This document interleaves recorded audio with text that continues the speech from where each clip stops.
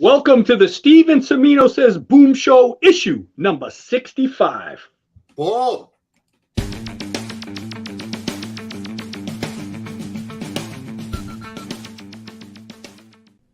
Hey everyone, welcome to Pop XP. And before the show starts, make sure to click that subscribe button and click the bell to get notifications when we go live and we upload awesome new content. And don't forget, if you can, make sure to share our stream on all your social media outlets. We appreciate it, and thanks for helping us grow the Pop XP channel.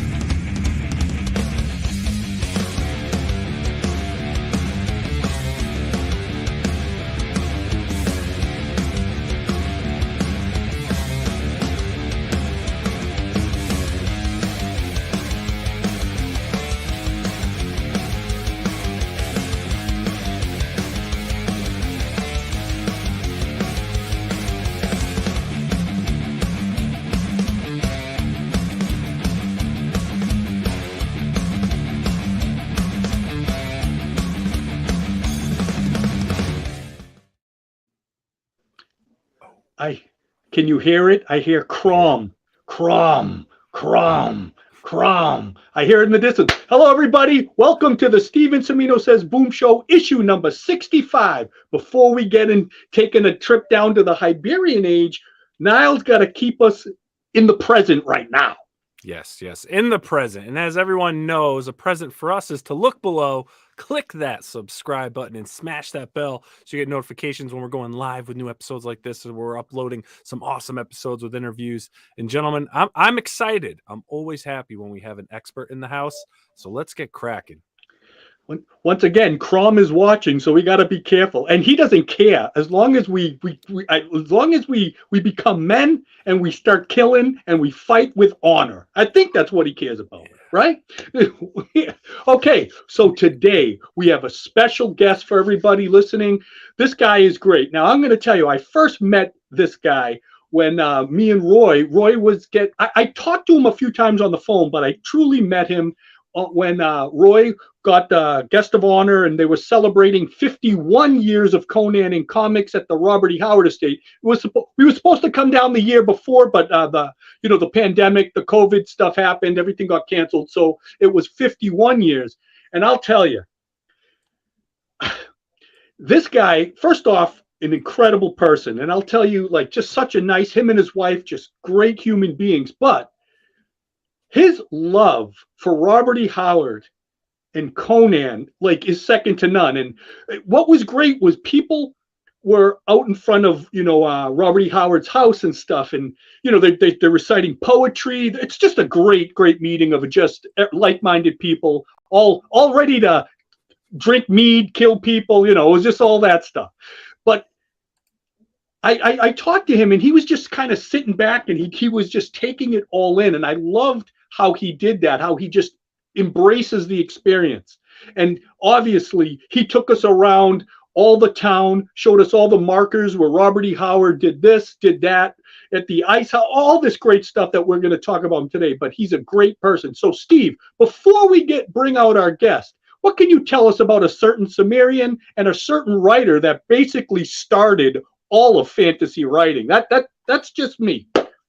Well, it's actually going to be a very educational show for me as well, because horror of horrors, I am not an expert on Conan. I never collected Conan. I've only read a couple of issues of Conan.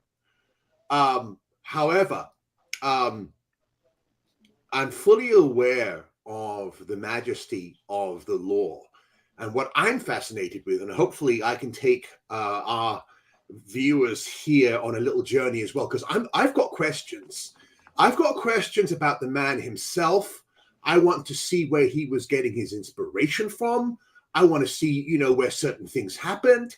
So again, for someone who, I'm not an expert, I do enjoy the Conan stuff every now and again, but I was a superhero guy. I wasn't a barbarian guy.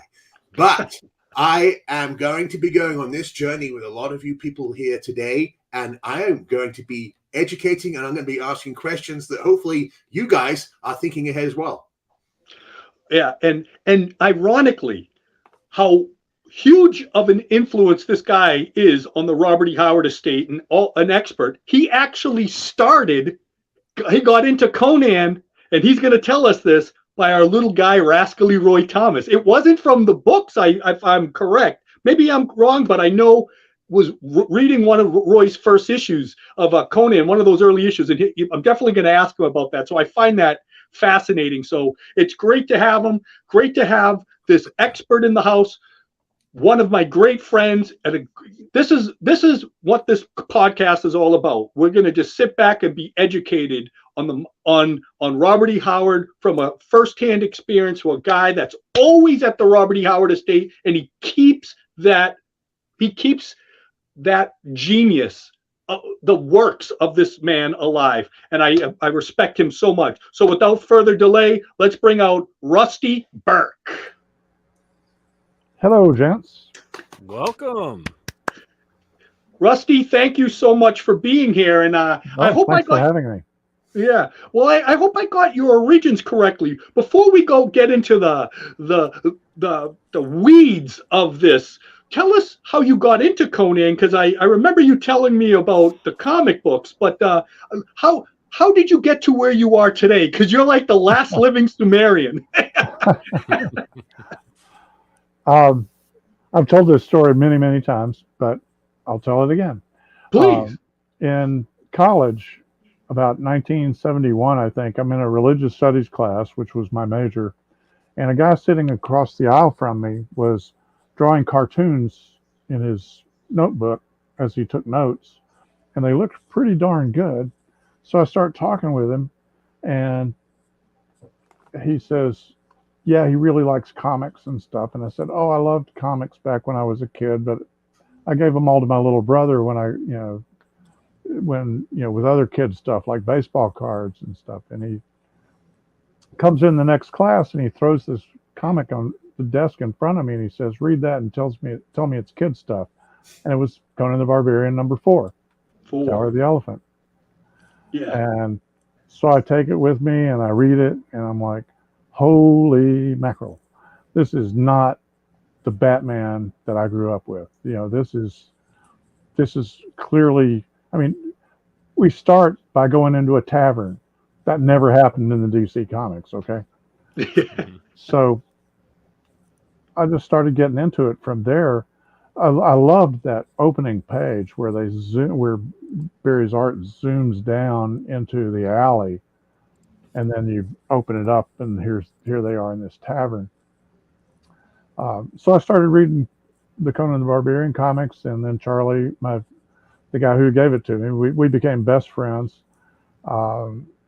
He brought me back into the world of, when I gave up comics, the only Marvel that I had read prior to this was Sergeant Fury. There was a little period where I was into kind of war comics when I was around 12 or 13 or something like that. But then I got out of comics for several years.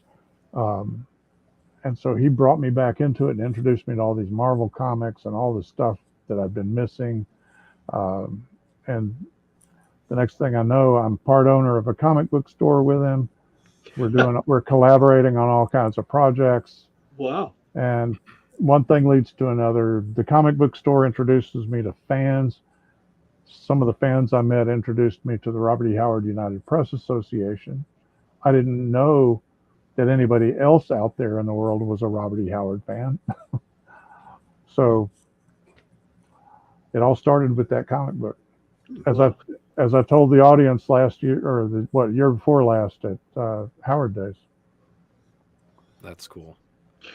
You know what's interesting? Roy, I think I told you this, that was that's the Conan that kind of like started it. But when Stan Lee never really understood Conan either, but that was the comic Roy gave to Stan at the time back in 71. He's like, read this, Stan. This is what, like, to help him understand Conan, because Stan didn't get it either, but that was the comic that Roy put on Stan's desk back in 1971 to get him into to Conan and so. Stan still didn't understand it, but it was starting to sell. So let Roy go. Okay. As long as it sold, that was okay with Stan, right? Yeah. But that's interesting. So you got that. So, okay, you get into the comics and all that stuff. Now, how did you get how did you come? Obviously, you had to have been doing something more, because now all of a sudden the Robert E. Howard estate starts embracing you. How did that all happen? Oh, that's a long story. Because of my involvement, well, okay, we'll start with the comic.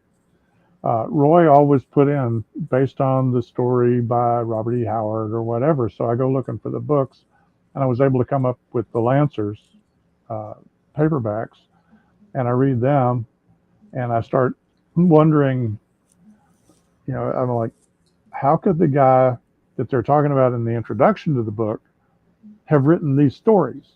These stories don't strike me as having been written by a guy who would kill himself in despondency over his mother's impending death. And so I started wanting to know more about Robert E. Howard himself. And at that time, again, not being involved in fandom, I didn't know where to go looking for information. But two guys I met at a convention in Chattanooga. Actually, I met them there. I had met them at the comic book store that Charlie and I owned, but I saw them at this convention in Chattanooga late at night one night, and just happened that they had a bottle of Jim Beam between them. They said, "Come on in." And the next thing I know, they're trying to get me to join this organization called REHUPA, the Robert E. Howard United Press Association, and they're telling me about APAs and stuff. And I thought, well, I like to write. I like Robert E. Howard. We'll give it a try. So I get into REHUPA and I start being involved in that. And through that, I got to be acquainted with Glenn Lord as a correspondent, because he was in REHUPA. And then Vern Clark, my roommate, good friend, one of the guys who brought me into it, gets the bright idea that we're going to do a book of Robert E. Howard poetry. I was like, okay, fine. And so we did. And Glenn, bless his heart, I mean, Glenn was the most wonderful guy at promoting fandom and fan efforts. And Vern says, can we publish some of Howard's previously unpublished poetry in a book? And Glenn's like, sure. And he sent us the poems, and all he wanted, I think he wanted a small payment and some of the hardback and paperback copies of the book. So we did that. And then from there, I guess, when that actually happened, Glenn decided we were okay and he would try us on another project. And then in 1983, I left Knoxville, Tennessee, and I went to New Orleans. And while I was in New Orleans, a friend down there knew Glenn, and Glenn was in town for some kind of union meeting or something. And so John brought him over to the house, and we met and kind of liked each other. And well, I was just gobsmacked. It's like, I'm talking to Glenn Lord. It's like fans coming up. I'm talking to Roy Thomas. I'm talking to Stanley. And so when I moved to Houston, I called Glenn and said, well, I had intended to try to come out and visit with you, but I don't have a car. And Glenn said, that's okay, I'll come over to you. Well, it was like a 45-minute drive from his house to mine from the east side of Houston to the west side. But he came out and we had a wonderful night of conversation about Robert E. Howard. And at one point I said something about how nice it would be to go to Cross Plains or something. And he said, yeah, this would have been a good weekend to do that, wouldn't it? And that was when I realized it was June 11th. It was the anniversary of Howard's death. Wow. And I guess that probably put in my mind the idea of getting to Cross Plains. And so my friend Vern came over. He was living in Florida then, and he came over to Houston. We drove up to Cross Plains, saw the Robert E. Howard house, but we didn't know anybody. We didn't know what to do other than just, oh, well, let's go look at this house and take a picture in front of it. And then I came, but just the trip, just the seeing, and I know, John, you were there a couple of years ago, seeing that landscape and saying, where did all these exotic worlds come from? Oh, Where did all of this stuff come from? And I thought, other Robert E. Howard fans should come and see this. They should come here. They should see this. And of course, Vern's like, who's going to come to the middle of nowhere in Texas to see a little white farmhouse? Turned out the next year, 10 people signed up, and we went up, and that was kind of the beginning of Robert E. Howard days. After that, we at that time we met a number of people in Cross Plains. We became friends with a number of them. Project Pride got started a few years after that, because they realized, hey, people will come from Australia and Switzerland, not to mention Houston and other places. They'll come from around the world to see this town in the middle of, it really is in the middle of nowhere. It's like, what, 2.5, 3 hour drive from Dallas. And they will come and they will see this, and they will gain an appreciation of this writer and kind of put our little town on the map. And so when the Howard House, at that time it was owned by another couple, of course, when that house came up on the mark, for sale, these people pooled their resources together. They pulled their own money together and they bought it. And that kind of was the beginning. And then we in Rehupa, said, hey, let's publicize it. Let's try to help them recoup some money and help pay off the mortgage and all of that. And that started our partnership with Project Pride and the Robert E. Howard fandom world. And gosh, it's been a love affair ever since. Oh, and it's true. Going there, you see, it's like almost like a church, like for these people. Like it's just everybody is of like mind. It doesn't matter what race, creed, religion, whatever. People go there and they all rejoice in the works of Robert E. Howard, and they're walking around there. And exactly what you said. This is something that I actually asked Roy this the other day. You actually look at how it's really nothing there, and how he came and concepted all these worlds, and it basically started everything. And I this is what I asked Roy. What I always felt about Robert E. Howard, and I'm asking you this, and if you think you can answer this, I said to Roy, what Robert really needed. I know there was a writer he wrote to. I forget. Roy told me his name, and they went for those walks.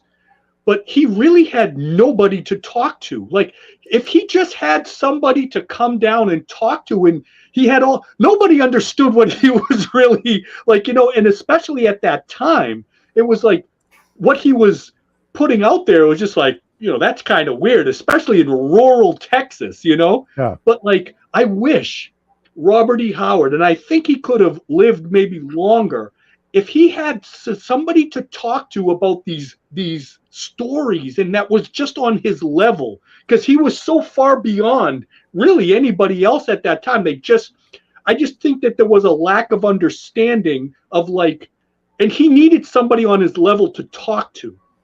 What do you think about that? There's an alternative way of looking at that, though, and that is, if he had somebody to talk to and tell these story ideas to, would he have had to write them? A lot of writers will tell me that they don't want to tell you the story until they've written it, because once it's told, they've told it. And so it's possible that it was, in a way, good. Now, the friend that you're talking about who came up and did walk around with him and stuff, Tevis Clyde Smith, he lived down in Brownwood, which is about half an hour away from Cross Plains now. Back then, it was more like half a day to try to get down there. And they loved to walk. They would walk for miles and miles and miles along the countryside, because they both had a lot of energy, and they were just very energetic guys, and they loved to get out and walk and spar with each other and wrestle and stuff. And Clyde was also literary minded. He was not a bad poet and wrote some decent stories. He was nothing on Howard's level, but he was good enough for that time in that area. And he lived down in Brownwood, and he and Truett Vincent were Bob's literary friends, if you will. No one in Cross Plains. He had some really good friends in Cross Plains, but none of them read anything he wrote. Yeah, yeah. Even years later, they would say, "No, I never read any of that." They weren't interested in that.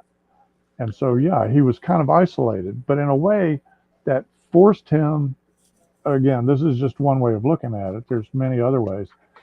I think that may have forced him into his imagination and into sitting down and writing the stories out and sending them off. It's amazing what he truly wrote down. Like, just, that was like, once again, from where he was to like in that area where it's just like, so, like I said, so rural. And it's like, and that those concepts that came out, and his way of writing is so, like Roy said, when he started reading him, and he was just like, wow, like he got into how he wrote, and it was just fascinating. And to have that type of genius in you, I mean, it was truly spectacular, like how that came out. So I don't know, it was just always impressed me, and looking around, I mean, was crazy. So go ahead, Steve. I think it's something else. Well, first things first, Rusty, it's a pleasure meeting you. Nice to meet you. I am by far completely uneducated in the terms of Howard the man and a lot of the work that he did. But I wanted to use this forum here to dig into some of the stuff that other people who are watching this are probably going to be fascinated by. And you broached the subject a little bit here about 5 minutes ago. Now, obviously, he's growing up in Texas. What were his... what was the stuff that he was reading when he was younger that may have sparked something? Was he reading Edgar Rice Burroughs? Was he reading Jules Verne? Was he reading H.G. Wells? It's fascinating stuff like that, because usually for someone to create something out of whole cloth without any reference to anything is almost impossible. So, that's one of the things that's on my mind. And so I want to use your extensive knowledge to try and fill in some of these gaps for our audience here. He did read Edgar Rice Burroughs, certainly. Burroughs was one of the, I can't remember how many of the Burroughs books were among the 300 and something titles that from his personal library that were donated after his death to local college. So Burroughs, he liked Jeffrey Farnell and some of the other, sort of adventure pirates and stuff like that. But in my view, the biggest single literary or reading interest that fed into his stories was he loved to read history. Mm-hmm. He read all kinds of history, but particularly, and he said this in one of his letters to H.P. Lovecraft, that his interest in history was he loved to follow barbarians from age to age. He wasn't interested in civilizations. He was interested in the people outside the walls. And so you find him reading, he became enamored of the Picts. And it's a very ahistorical, unhistorical view of the Picts, but it was based on this romantic history book that he read when he was in New Orleans at the age of 13 at the library. He got that idea, and that kind of fed into some stuff he had been reading about Atlantis. The next thing you know, he's starting to build this alternate world history. But I would say that again, the biggest influence through most of his work, certainly his fantasy and sword and sorcery and so forth, is history. Another huge influence, though, and this is not to be discounted, we always think of, Conan and Bram McMorn and Solomon Kane and Cull. Howard wrote more boxing stories than he wrote sword and sorcery stories. Yeah, yeah. He wrote a lot of funny Western stories. But the boxing in particular, this is attested by people that were interviewed. Sprague de Camp interviewed a number of Howard's boyhood friends before they passed along, and they all mentioned his avid interest in boxing, that he knew everything about all these old boxers and stuff. And so there was that for the boxing stories and stuff. But I think for the stuff that we're thinking about, the stuff that people really today still get off on, the fantasy and sword and sorcery and horror, a lot of that's rooted in his reading of history. He had, I can't remember now, there was something called the Book of History. He had read, at least, he may have not have owned a set, but he had read some of the volumes in a big set called The Historian's History of the World. And you go through, I compiled a listing, and it's on the web, the Robert E. Howard bookshelf. It's now at a website that Rob Ream runs called Howard History. And in it, you can click on different letters and find all these authors and everything. One of these days, somebody ought to take it and organize it by subject. I'm not sure I'll live that long, but it could be tried, So following up with that, obviously in your time in Howard's world, and you've obviously researched a lot of stuff, was he a very intelligent child? Where did he show any glimpses of any of this brilliance at an early age? Was he a late starter, late bloomer? What was his educational background? It's hard to know some of that because there's so little record before he got to Cross Plains, or at least before he got to Crosscut at about the age of 13. No, 13. He was 10, I think, when they got to Crosscut. 9 or 10. Anyway, there's very little record before that. But Dr. Howard, his father, said that his mother had read poetry to him from a very, very early age. His later friends attested that he had this eidetic memory where he could hear a poem or read a poem and memorize it. One of his best friends in Cross Plains said that he memorized the entire Rime of the Ancient Mariner after reading it twice. Mm-hmm. I mean, how do you do that? I have trouble remembering my Social Security number. But he was and when you read his work, you see the poetry embedded in it, that the way he writes, his writing style is very heavily influenced by that, being steeped in poetic diction. So I would say that in his childhood, it started very early, that there was the poetry that his mother would read to him and encourage him to read. And then there's also, again, some of the earliest recollections of people who knew him as a young person are, he would come and visit them. The Howards would come and visit them, and Robert would get a book and go over in the corner. Mm-hmm. Immerse himself in it. He was just reading. Yeah. Wow. And so the main thing Robert wanted when he came to your house was, what do you have here to read? Yeah. Yeah, Steve, just so you know, in many ways, what I love about Robert too is not just being this genius and all that stuff, but like Rusty was saying about the boxing stuff.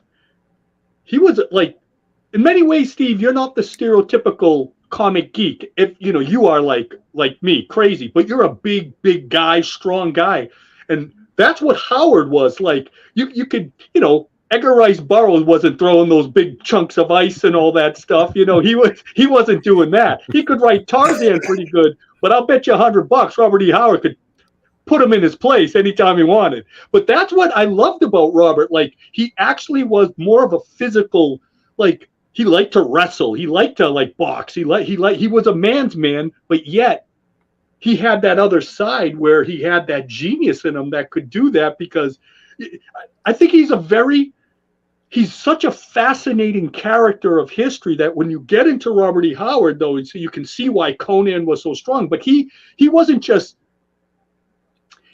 like, he could be strong too. Like, you know, like he wasn't just a weak guy. That's what I loved about Robert, and seeing that like, you know, he loved that stuff, but he also could fit the role, you know, I mean, and even back then, you know, I mean, it's just remarkable about Robert. He was fascinating on so many levels, and you wouldn't expect a big guy like that to be just immersed in these books. You know what I mean?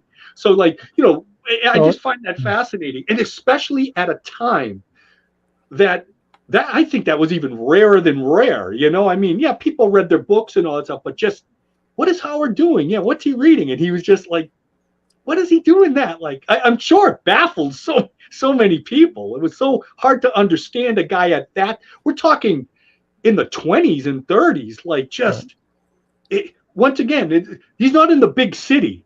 He's in this rural place. When you start thinking of all the dimensions of Robert E. Howard, I find that so fascinating. That's one of the roots of controversy that he had with H.P. Lovecraft and their correspondence. And of course, that was one of the most fascinating and important correspondences in all of fantasy literature between these two guys.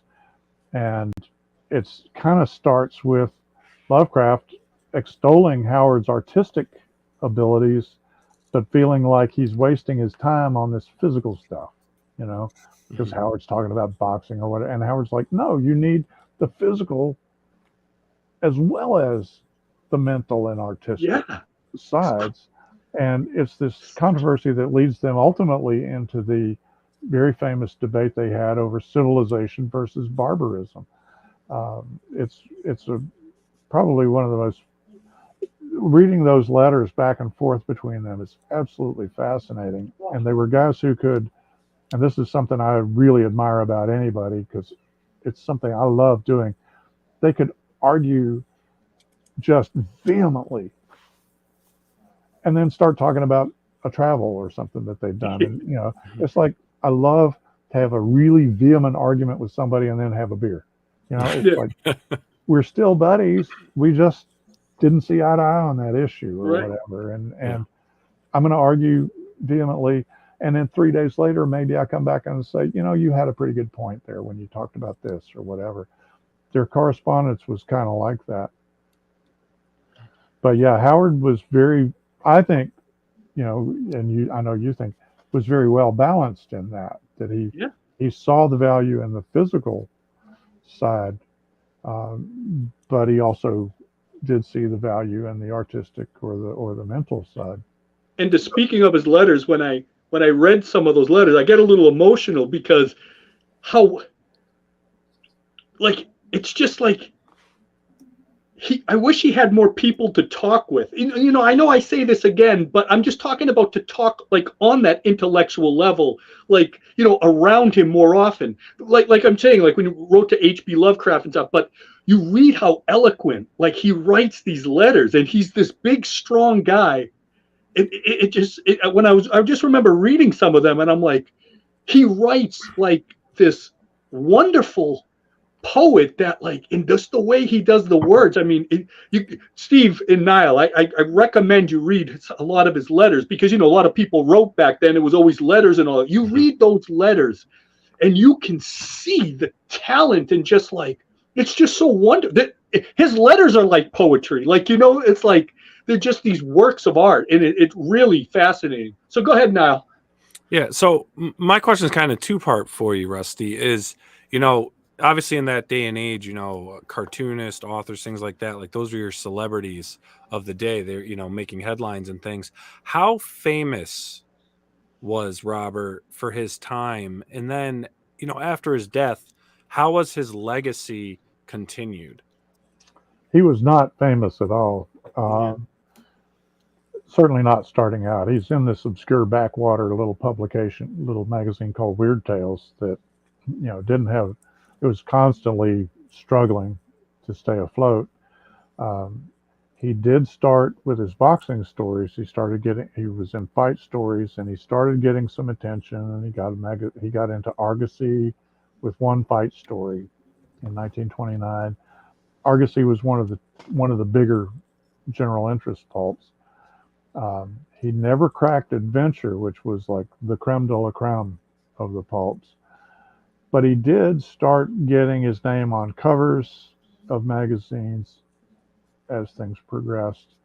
Um, and so I would say, I think, in fact, from some of the very, very last letters that you see in the collected letters, he was starting to I think he was right on the verge of cracking Adventure magazine, which would have been like the pinnacle for him of his career. But he was not by any means famous during his, in fact, he was one of the top contributors to Weird Tales, but if you'd asked anybody in Weird Tales, they'd have told you that, oh, well, the two biggest names here are H.P. Lovecraft and Seabury Quinn. Mhm. Now, nobody today remembers who Seabury, only pulp fans know who the hell Seabury Quinn was. H.P. Lovecraft, pretty much everybody knows, but they were the big names. Howard was next. He was in their league. We're getting there. But that was only in that little backwater of Weird Tales. That was not in the general literary world. What happened after he died is, there was, again, in the fantasy community, there was a lot of weeping and wailing. H.P. Lovecraft died the following year, which kind of knocked the props out from Clark Ashton Smith in a way. He's kind of started winding down. But then in the can't remember, I'm not good with dates. In the 1940s, August Derleth had started a imprint called Arkham House. He and Donald Wandrei had started Arkham House to publish the work of H.P. Lovecraft in book form. And people were saying, well, why don't you collect Robert E. Howard's stories? Well, frankly, Derleth wasn't much of a fan of Conan. He was a fan of Howard's horror stories and his regional stuff, but he wasn't much of a fan of Conan. I think in his introduction to Skullface and others, he says that it would have to be published, that a Conan collection would have to be published on blood red paper. But he went ahead and he did in, I think, 46, published a collection of Howard's stories called Skullface and others. And right after that, Donald Wollheim started publishing or got a job with Avon magazines, and he started publishing an Avon Fantasy Reader, and he reprinted a number of Howard's stories. Then in the early 50s, there's been enough upswell of interest from fantasy fans that you get the Gnome Press Conan books. The first was edited by John D. Clark, and then after that, kind of L. Sprague de Camp starts intruding himself into the series. So there's this slowly growing reputation of Howard, and you can see that even though he's been dead now for, say, 15 or 20 years, people still want to read his work. Yeah. And so there's that interest, and each thing that they publish just adds some more people who say, hey, this guy's pretty good. I wonder if there's more of this stuff. Oh. And finally, the saga of Howard's literary legacy is very complicated and kind of sad. But finally, Sprague de Camp had to sue Martin Greenberg of Gnome Press to pull the rights away from him for publishing Conan so that Sprague could sell it to Lancer Books. And this is one where I'm sure that there are other people who know this. I know that there are others who know the story much better than I. but someone, Larry Shaw or somebody at Lancer, got the bright idea of hiring. I think they wanted Roy Krankel to do their covers, but he was too busy, and so they got this friend of his named Frazetta to do some covers. And whoa, did those things take off? They just started flying off the shelves, and in a way, I mean, not enough to save Lancer from bankruptcy, but enough to kind of kickstart the whole post-Tolkien. There was this fantasy boom. That's when you started seeing all these Burroughs paperbacks coming out, and the Lancer Conan's coming out and stuff, and that really kind of supercharged everything. But those I was one of those, Rusty, I was one of those kids in those little paperback stores as a little kid, ripped off the cover and put the book back on. And then that was you vandal. I did that. I remember seeing Conan the Buccaneer, and that just was like, I never saw like it just that type of, I was like 5 years old and I was like, I just had to have it. So go ahead. Any kids who are listening, don't do that. Yeah. But I wasn't. Yeah, I mean, obviously, he should have been beaten to death for doing that. But we'll get into that later on because obviously he's not, So, if Howard was here, of course, the way we do this podcast is we like to get into the weeds. But since you're going to be our virtual Howard here, I wanted to ask you because, again, for someone like me, where there's no knowledge, I haven't done any reading in history, I haven't watched a documentary. I do know, of course, I'm well versed in how hard it was in the 1920s and 30s, of course, because of the Depression and stuff like that. I'm fascinated. What do you know about his transition from being a child to a man and how he was expected to make money and his family? Obviously, you don't just sort of start off and say, well, I'm just going to go off and get in contact with people and people are going to pay me for my stories. I mean, it's hard enough to do that today. Yeah. Back then it must have been incredibly laborious to get going.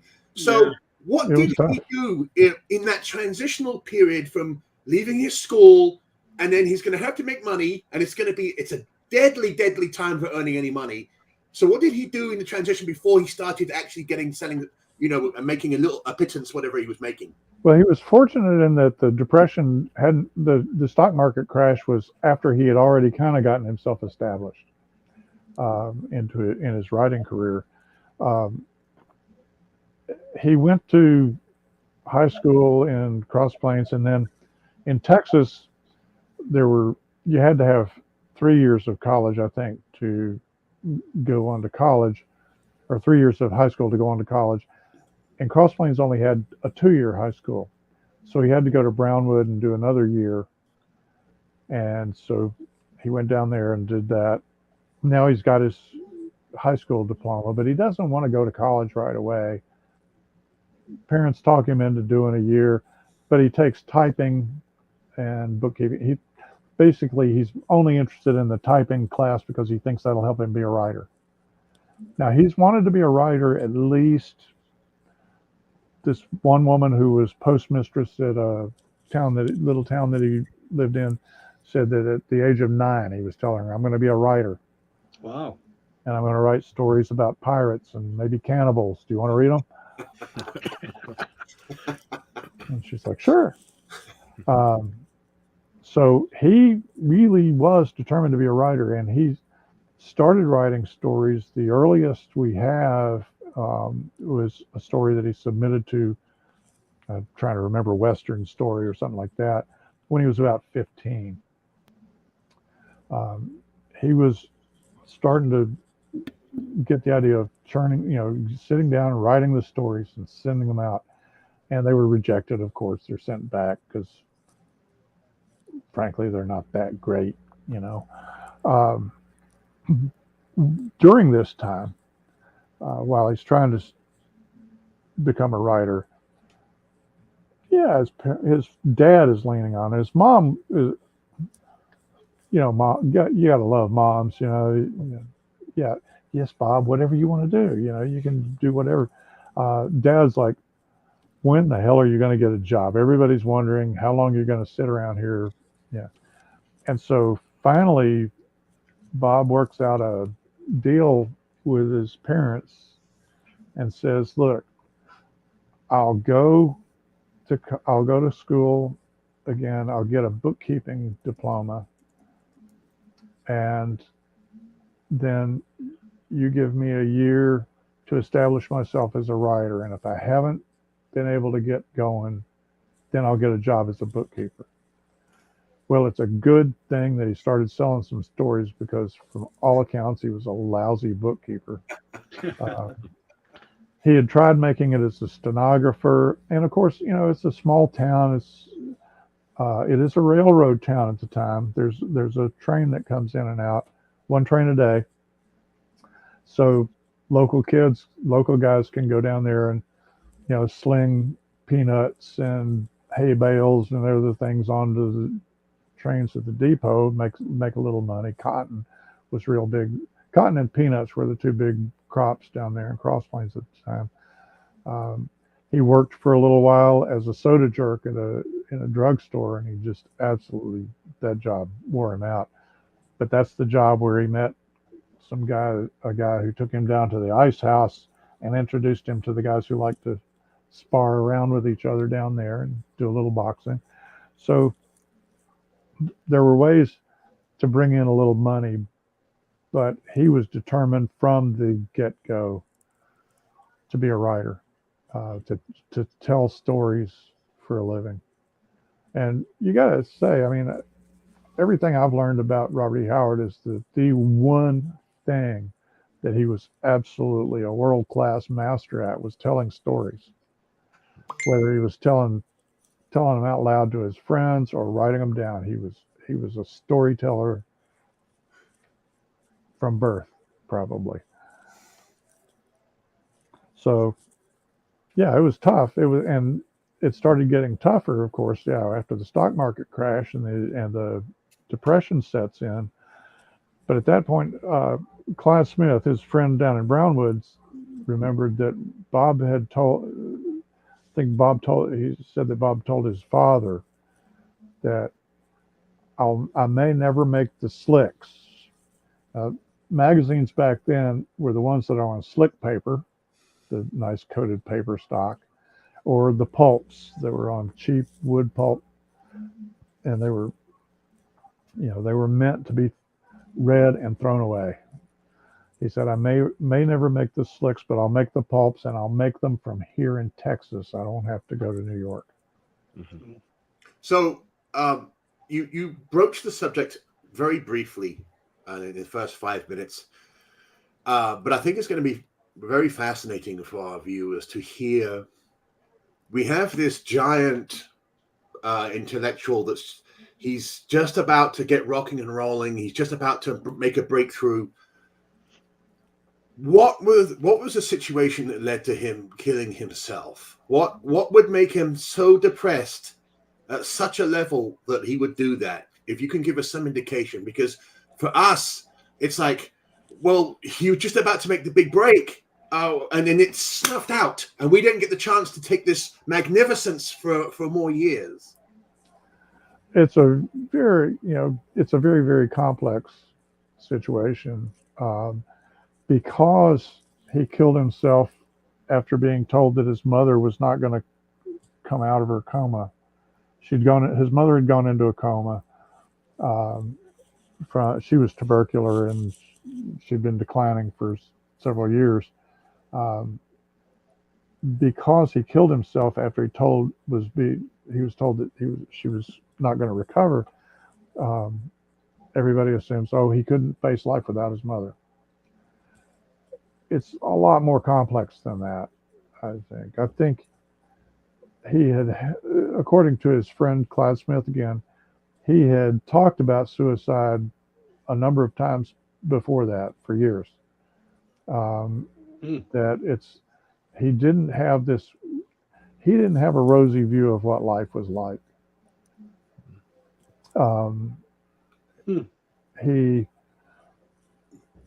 This is where I get into, people laughing at me, but as his mother is declining in the last, say, 6 months of her life, her and his life.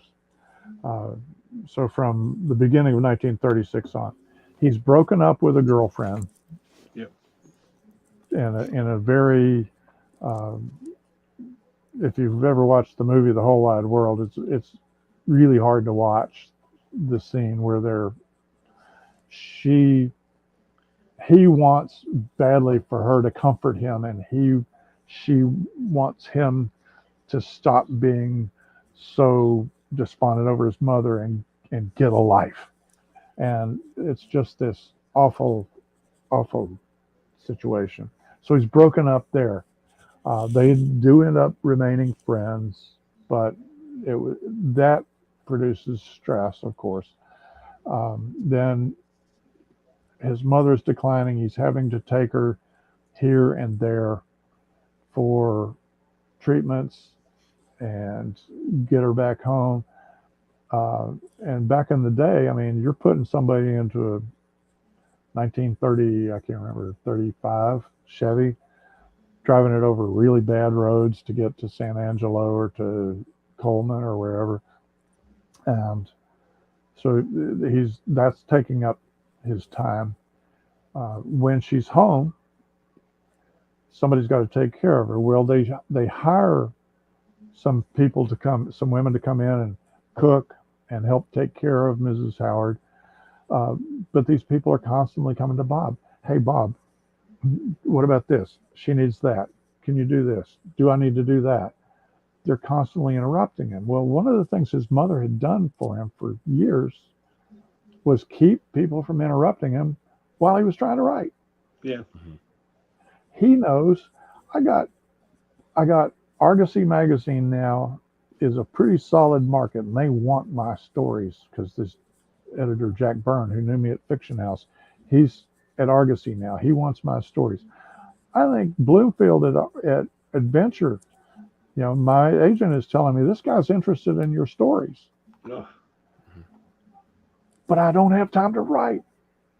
I can't pay attention. I can't write. And so this is driving him crazy. As you get toward June, now his mother's declining very, very seriously. And he essentially stops sleeping. He starts drinking coffee, black. And people call this my Mr. Coffee Nerves defense of Howard.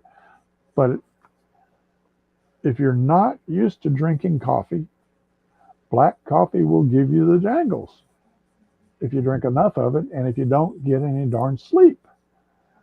And so I think all of these things just build up to this kind of apocalyptic stress situation where when he's told, no, your mother's not ever going to regain consciousness, he just goes, all right, the heck with it then. I'm done. And he goes out and shoots himself. Mm-hmm. It's tragic. And the thing you were talking, John, I wish he'd had somebody to talk to. I wish he'd had somebody who was there for him emotionally that day or during that time, who could have come and put their arm around him and said, Bob, let's go for a walk. Bob, let's talk. Bob, what's on your mind? Right. Nobody was there for him. His father had friends, doctor friends, come and be with him, but nobody was paying any attention to Bob. Right. Mm-hmm. It's funny, like what you said. Sometimes, how he was talked about suicide even earlier on. Sometimes genius comes with a little self-destruction. You see that in a lot of singers, performers, geniuses. He might have had a little of that too, like just that genius self-destruction type of thing, if he was talking about it back then. But I think, let me ask you this.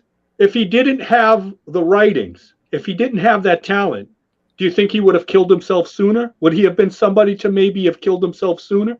That's hard to say, possibly, but so much of it is wrapped up in the kind of personality that he was. And I just don't, it was that personality that produced the writing. If he hadn't been that sort of personality, he might not have produced the writing. Right. And yeah, maybe he lives on as a rancher or something, who knows, but we wouldn't be talking about him today. Right. Sometimes these creative geniuses that we're talking about, they burn very, very, very brightly for a short time. Yeah. Others can do it steadily for years and years and years and years. But I think Howard was one of those Roman candles. He was just going to. I have a question here. Again, you sort of talked about it briefly for a second. I want to talk quickly about the legalese. Now, obviously, he passes. He has all this body of work out there. What happens to the rights and ownership of all of this work? What happened? Okay. Obviously, the first thing is, of course, his mother dies after him. So technically, his mother inherited Robert's property, but she only outlived him by a day. Crazy. His father, of course, wants to immediately kind of take over, but the court goes, no, we got to probate this. And so Bob died in June. Bob and his mother died in June. It was November before the court finally said, okay, Dr. Howard, you can have, all of this now comes to you. Dr. Howard then, and he's been in correspondence with Howard's agent, O'Dine, with the Weird Tales folks and stuff. But he's got the stuff. Nothing much is happening. He's trying to work out a poetry collection with some guys in San Francisco, Robert Barlow and another guy who nothing comes of that. 1942, the nation has been plunged into war. There's a shortage of doctors all over the place. Oh, yeah. So a doctor named Per Kirkendall at the West Texas Clinic in Ranger, Texas, which is not too far from Cross Plains, talks Dr. Howard into coming up and working at the clinic with him. Says, you can live here, and you can eat with us and whatever. You can live at the clinic. And at this point, Dr. Howard's not in real great health. He's diabetic. He's, so he sells the house, moves up to the clinic. And in 1944, he died. Before he died, I guess he'd done a will, and he left everything to Dr. Kirkendall for taking care of him, basically, in his last years. Dr. Kirkendall knew, I guess, I don't know whether he'd ever met Ed Price, but Dr. Howard had stipulated that E. Hoffman Price, who was a friend of Robert's, pulp writer, I don't know if you've heard of him, but he was another terrific pulp writer. He wrote really good adventure stuff, and he was the only writer who had visited Robert twice in Cross Plains. And he had met, of course, Dr. Howard. Dr. Howard told Dr. Kirkendall, send these boxes with Robert's writing in it, his throwaways, drafts, and stuff. Send these to Ed Price out in California. And so Dr. Kirkendall did that. Then Gnome Press. This starts getting complicated because you're dealing with different agents. Otis Adelbert Klein, the great pulp writer who was best known now, I suppose, as a sort of an imitator of Edgar Rice Burroughs. He became a literary agent. He was Howard's agent while Howard was alive. In the 40s, he dies. His agency is taken over by Oscar Friend. Correct. Oscar Friend then becomes the agent for the Kirkendalls. And without getting too deep in the weeds here, the Gnome Press and those sort of things, they were worked out through Friend, and Dr. Kirkendall and his family did okay. Then in the mid 50s, I think, maybe mid to late 50s. Dr. Kirkendall died. His wife and daughter inherited the rights from him. Crazy. Now, Ed Price, E. Hoffman Price, still has the physical manuscripts. But if you're familiar with copyright law, that gives him no rights as far as publication goes. Yeah. That just means you own those. You own the physical property, but you don't own the publication rights to it. Mm-hmm. So, anyway, in the late 50s, early 60s, Oscar Friend dies. And then his wife and daughter want to shed themselves of this agency. They don't want to be literary agents. And they asked Sprague de Camp if he would become the agent. He said no. And the reason he said no was he knew that if he was the agent, he wouldn't be able to make money from his own Conan pastiches and so forth. That would be a breach of his fiduciary responsibility as an agent. So he recommends this fan in Pasadena, Texas, named Glenn Lord, to be the agent. And Glenn becomes not only the agent, but Sprague's greatest nemesis. Yeah, eventually, yeah.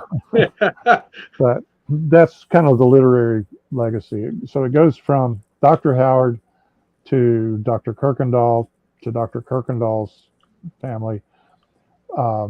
Then down the road, Glenn for years was the agent for both the two Kirkendall women, mother and daughter, were both named Alla Ray Kirkendalls. So Alla Ray Kirkendall, the younger, married a man named Morris, so she was Alla Ray Morris. And Glenn remained the agent for them until in the 90s, and a bunch of legal unpleasantness. But when Alla Ray Morris died, she left the rights to Jack Terry Baum, who were not blood relations, but who were essentially, they saw she had been part of their family through a marital relation. And so they're the ones who had it and controlled it until the mid 2000s or so, when they sold it to Paradox Entertainment. Yeah. And Paradox has changed names a few times, but they still, Fred and his company still control the rights. Yeah, it seemed like so much unfortunate timing for so many people. Things like, it seemed like the Spider-Man, when the Spider-Man rights, I don't know, back in like the 1990s, it just went everywhere. And it had to people dying, this and that. But the great thing is eventually we have his work now. And now he's, obviously with Frazetta, and then, we got to throw it to Roy that kind of put it into the ether, that got it that mainstream feel with the Marvel comics and all that stuff. And Conan and all his works have lived on today. Just really quickly, Robert E. Howard also reminds me of like Jim Morrison. Like, you had this guy that burned so bright of the Doors, and then he's gone. Then he's gone. And he's so much bigger today than he ever was back then. Now, they go into the mythic, and now Robert E. Howard, people are like, oh yeah, he's the greatest and all that stuff. He wasn't the greatest of his time. He was just, and I love those kind of stories. They're tragic, but yet they also make these great stories, like almost as good as the ones that he wrote. Like they become these. Like Morrison was also like a poet and a writer and all that stuff. That's what he wanted to be. And it's just so funny. Like now, nobody cared about his works back then, and now his works are so heralded and all that stuff today. And it was nothing during his time. So it's like a tragic, like it's almost like those type of plays, that like those Shakespearean plays, the tragedy. I wouldn't say it was nothing. I mean, the Doors had some pretty big hits. No, right. But no. Listen, nobody loves him more than me, but I'm just talking about, he always wanted to be a writer and all that stuff. The music and all that stuff was just something like another side of him, but he always wanted to be a performer. But I'm just saying, like, but nobody, they always wanted him to be a rock star. They didn't want him to be a writer or a poet. But now, oh, he was one of the greatest poets of the 60s and all. And at that time, he had to self-publish his own books. Like, and Robert E. Howard had these works, but he's just starting to make it, like, and it's just that it's just incredible and all that stuff. Okay, I know if you're a student of Robert E. Howard, of course, you spend a lot of time looking into and reading old pulp magazines, and you get interested in some of the other writers, and like, hey, here are these names that keep popping up. I mentioned Seabury Quinn earlier, guys like Arthur Burks and stuff, and you're like, nobody remembers these guys today. And they published hundreds, if not thousands, of stories during their lifetimes, and nobody remembers them. And here's Howard. His entire writing career was like a dozen years, and he produced 300 stories total or something like that, and yet he's immortal. Everybody, he's a big deal now, a much bigger deal now than he ever was when he was alive.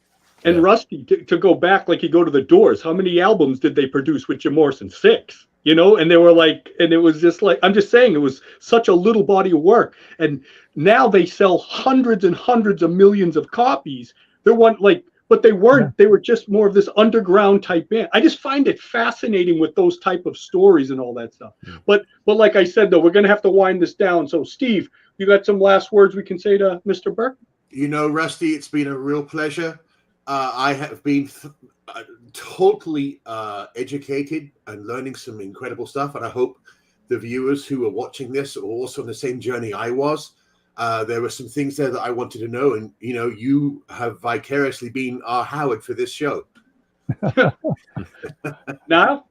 Well, I'm going to definitely go down a pulp rabbit hole now with some other names that were thrown out in that. But, you're also, you're the president of the Robert E. Howard Foundation. What can you give us a bit about, your mission, what you guys are doing within the foundation? Well, the mission is to keep Robert E. Howard's name and legacy alive, of course. In 2006, Fred Malmberg, who had just come into the rights for the Robert E. Howard properties, sat down with Paul Herman and I, and he said, let's put together a foundation to promote Robert E. Howard. He said the big commercial stuff, at that time the Del Rey books were coming out, and he's like, the big commercial stuff we can handle, but some of the non-commercial stuff, the letters, the poetry and stuff like that, let's let the foundation publish that. And let's also work on supporting Project Pride there in Cross Plains in their upkeep of the Robert E. Howard House and Museum, come up with maybe a scholarship that we can give and stuff like that. So basically our mission is to promote and continue to build the legacy of Robert E. Howard literarily. We have, over the years, and this is largely due to the efforts of both Paul Herman and Rob Ream, every single scrap that Robert E. Howard wrote is now in covers. It's been published. You can buy it through the Robert E. Howard Foundation or the Del Rey books. So, I mean, that's a tremendous boon. I think we're now in the second edition of the collected letters and the complete poetry, and we're starting to get the other books more into the print on demand kind of thing, where you can start ordering them. The first edition collectors, as the collector's editions sell out, we're getting the other stuff into print, and so the work of Robert E. Howard is accessible in really good texts. We're all devoted to going back to Robert E. Howard's original typescripts, manuscripts, or at least the original magazine publications, to get the text as close to what Robert E. Howard wrote as we possibly can. And we are partners with Project Pride every year in producing Robert E. Howard Days, and in helping them with the upkeep of the museum. And if you ever get a chance, you really need to go to the Robert E. Howard Museum in Cross Plains, Texas. Yeah, it's a bit out of the way, but it's just to go out there. And John, I know this is something that it's a big deal for me because my heart's in Cross Plains. I call it the hometown of my heart. All that stuff that when I first looked at it, and I said, this place is flat and it's dry and it's brown. Where did all these wonderful imaginary worlds come from? But in the 30 some odd years that I've been going down there, I've seen all those places. Yeah. If you get out there and you get into the countryside and you start exercising a little imagination in what you're looking at, those bare brown hills down around Lake Brownwood, those can become 30,000 foot Afghan mountains. And those, you'll see in the mesquite thickets, you'll see little trails, and you think, man, that Picts could be on their way to ambush the Romans through there. You start seeing that all he had to have was some imagination and that wonderful store of historical lore that he'd built up, to see that here and to be able to experience it himself. H.P. Lovecraft said that the secret to Howard's success was that he himself was in every story, everything he wrote. And I think it's true. And I think that part of that is because he had this incredible facility for taking what was around him, the world around him, and molding it into a story. Yeah. Fascinating. And I'll also recommend the letters and all that stuff. Steve, and Niall, if you guys ever get a chance, I know his stories are great, but I actually like his writings, his letters and all that more than his stories, because it gives you a flavor of the time of him and his work. I get it's funny because, I'm another big fan of General Patton. I was always a big Patton fan, but I know I read a few of his biographies. But when I got to read the Patton papers, it was these 2 huge volumes of all the letters he wrote. I got fascinated with that. It just, I don't know, there was something about that became more interested than his stories. And the same with Robert E. Howard. Now, when I get into these historical people, and then you read that, I recommend to anybody out there, if you're a fan of Conan or even some of his other works, read his letters and all that stuff. I think you'll find it fascinating because you can really see the man, and like just in some of his, Absolutely. it's fascinating to get into his brain, and you can see all his, you can see where little sporadic things of maybe you can make a little understanding of how he thought of this. It's just, I love that. And once again, particularly those letters to Lovecraft. Oh God, they're fascinating and all that stuff. And and people took their time. Today it's a text. Oh my God, when I'm writing to somebody, it's nothing like it was. And they think, and here's another thing, Rusty, they think people back then, they weren't as smart as they are now, or people are now. Oh, no. If you see the prose, even like those letters of the Civil War. Just Lincoln's letters alone. All that. I'm a big fan of I like to read stuff from the Old West, the old ranchers, trailsmen, stuff like that. Those guys had wonderful prose styles. They were uneducated, quote, uneducated. Right. They may not have finished high school. They might have gotten past the 8th grade or even done any school. But you know what? They'd been out in bunkhouses and in trail camps reading Shakespeare and reading the Bible. Yeah. They had incredible prose styles. They were really literate. You can't talk uneducated to me about that. Oh, absolutely. And when you read those, Steve, when you read those letters of the Civil War, those kids were 18, 19 years old. And you read these letters, it's that there's professors today and all that shit. The teachers that our education system is so in the crap that it's how many kids today are reading Caesar's Gallic Wars in Latin? I know. Oh yeah. Well, I mean, yeah, but that's when you get to Latin, you're starting to really you're getting to a new level right there.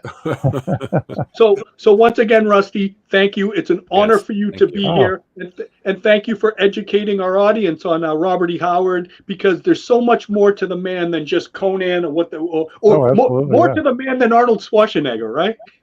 Like I say, he wrote about 300 stories, and only 20 of them were Conan stories. Think about that. Yeah, think about that. So, but hey, thanks for having me, guys. This has been fun. So, we'll Rusty, do it again we usually go boom when we get out of here. But why don't you give us a crumb, and that can get us out of here? A crumb. Give us a crumb. We don't want Crom noticing us. Come on, give it to us. Crom. Thank you, everybody. Thank you. Good night, guys. Hey everyone, thank you for joining us on Pop XP. If you haven't already, make sure to click that subscribe button and also click the bell for notifications when we go live and we upload some awesome new content. Also, don't forget to head on over to Twitter and follow us at the Pop XP and over on Instagram at the Pop XP.